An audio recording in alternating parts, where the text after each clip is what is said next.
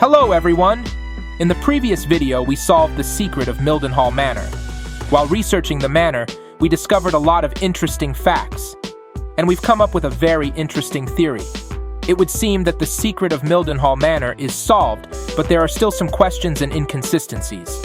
And today, we're going to talk about it. Watch this video to the end, and you'll learn the real story of the Mildenhall Manor. And I'm glad you're watching my channel again, where I tell you the most amazing secrets of the digital circus and make the most unexpected assumptions and hypotheses that are starting to come true. Click subscribe to my channel if you haven't already. Sit back, and here we go. So in my previous video, we solved the secret of the Mildenhall Manor. If you haven't seen my previous video, I recommend you make sure you watch it first, and then continue watching this video. So what's wrong with the Mildenhall Manor mystery? As I said, we saw a lot of interesting and unusual things at Mildenhall Manor. But I have not drawn your attention to all the features of Mildenhall Manor. First, we see that the house is abandoned, and no one lives in the house, but there is light everywhere. But where do the lights come from in an old abandoned house? And who turns the lights on and off in the house? Are they ghosts, Ghostly, or Martha? But that's not the important part. It gets more interesting. From the tape recordings, we learned the story of what happened to the Baron and his wife Martha on the estate. We realized that once upon a time, they lived in the house together. Then, tragedy struck, which you already know about. And in the third episode of Glitch Productions' Amazing Digital Circus, we saw the Baron's body and Martha's flying ghost. But how so? Martha doesn't have a body, but has a flying ghost, and the Baron has a body, but no ghost. That's very strange. And whose ghost named Ghostly did we see at the very beginning of the adventure? There are many paintings on the walls of the house.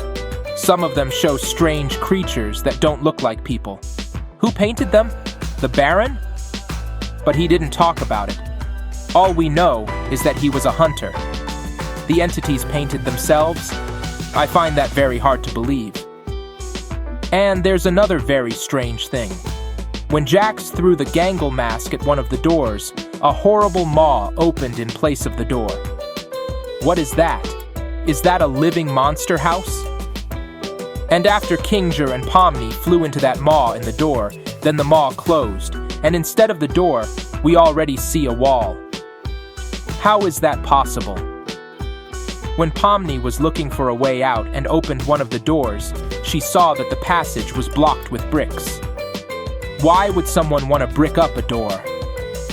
At the same time, there is a sign nearby on which it is written and drawn that behind the door there are steps to the top, and how some strange hands dragged Kinger and Pomni through the floor under the wine cellar into some dungeon. This is already a horror fiction. Another fantastic oddity is the creature's head, which began to fly and glow. At the same time, it increased in size, and then it shrank again. We also see 3 of the Baron's tape recorders. The first 2 were turned on by Kinger, and the third one in the wine cellar turned on and off by itself. Fantastic again? By the way, Kinger correctly said, how did he record this if he was in hell? It is very important that the Mildenhall Manor did exist. It is a very old manor house. But in 1934, Mildenhall Manor was demolished because there was no future viable use. That said, we were shown one strange gravestone with the dates 2019 to 2022. How is that possible?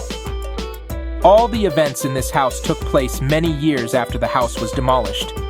There's only one reasonable explanation for this. Kane needed to make a horror adventure. But since Kane is an AI, he just took a lot of different information, mixed it up, and created a quest. Now, it can be explained. Why are the lights on in the house? Kane did that. What are those strange paintings on the walls of the Mildenhall Manor? Kane was trying to create a mysterious and enigmatic atmosphere. Why did the door turn into a wall? But this is a quest. It has to be completed. And so the entrance has to be closed so that the quest participants look for a way out. The key had to be found, and Pomni found it. Except that Kinger didn't realize to take 2 cartridges and a Catholic cross from the table. He could have used them. The strange drawings and photos were decorations for mystery and intimidation. The books were for distraction. The flying and glowing head was to make the setting realistic. And did you notice that if the flying head wanted to swallow Pomni and Kinger, it had plenty of time to do so? But it didn't. The head only had to scare them. The tape recorders. It's a way of communicating information to the quest, and ghostly is also Kane's idea. But it should be noted that Ken has a good quest. Now pay attention. Breath-holding training is most likely preparation for the last quest level in Kane's adventure. Kane may have given the characters the task of practicing breath-holding, but didn't say what they needed it for. This is the real solution to the Mildenhall Manor secret. What do you think about it? Let me know in the comments. Thanks for watching. Don't forget to click subscribe to the channel and give it a like. Watch my channel, and stay tuned for more reviews of Episode 3. As always, it will be interesting and mind-blowing. Take care of yourselves, and don't rush to open an unfamiliar door.